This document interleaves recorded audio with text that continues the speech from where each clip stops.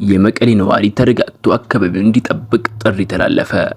ሰላም ጤና ይስጥልን ውድና የተከበራችሁ አድማጭ ተመልካቾቻችን፣ ዛሬም እንደተለመደው አዳዲስ ያልናቸው መረጃ ለእናንተ ይዘንላችሁ መጥተናል። ለዚህ ቻናል አዲስ የሆናችሁ ሰብስክራይብ፣ ላይክ በማድረግ የዚህ ቻናል ቤተሰብ ይሁኑ።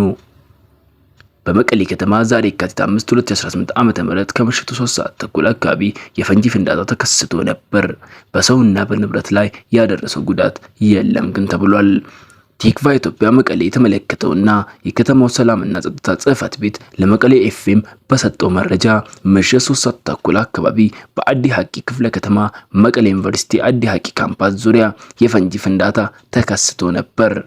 በፍንዳታው የሰውም ይሁን በንብረት ላይ ጉዳት እንዳልደረሰ አያይዘው ገልጸዋል። የፈነዳው ፈንጂ የመቀሌ ከተማን ሰላምና ጸጥታ ለማናጋት ህዝቡን ለማሸበር ዓላማ ባላቸው ጥፋት ኃይሎች ሆን ተብሎ የተፈጸመ ነው ያለው ጽሕፈት ቤቱ ጥቃቱን በሰውም ሆነ በንብረት ላይ ያደረሰው ምንም አይነት ጉዳት ባይኖርም በፍንዳታው ድምጽ በርካታ ህዝብ ተደናግጧል ሲል ገልጿል።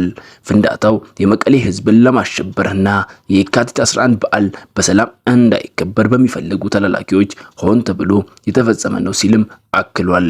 ከወራት በፊትም በተመሳሳይ ቦታ መሰል የሽብር ተግባር ተፈጽሞ እንደነበር አያይዞ ገልጿል።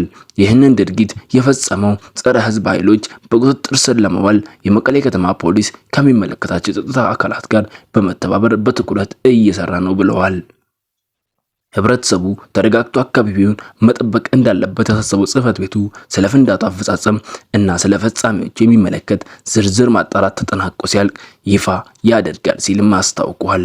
ከቅርብ ጊዜ ወዲህ በትግራይ ያለው ሁኔታ በሚዲያዎች ላይ የሚጻፈው ሁሉ ነዋሪዎች በእያንዳንዱ ነገር ስጋት ላይ የሚጥል ሆኗል። ክልሉ ካለፈው ደም አፋሳሽ ጦርነት ገና ያላገገመ ቢሆንም አሁንም የሚታይ ጦርነት መሰል ድባብ ለነዋሪዎቹ ጭንቀት እየፈጠረ ነው ተብሏል። ለዚህ ቻናል አዲስ የሆናችሁ ሰብስክራይብ፣ ላይክ በማድረግ የዚህ ቻናል ቤተሰብ ይሁኑ።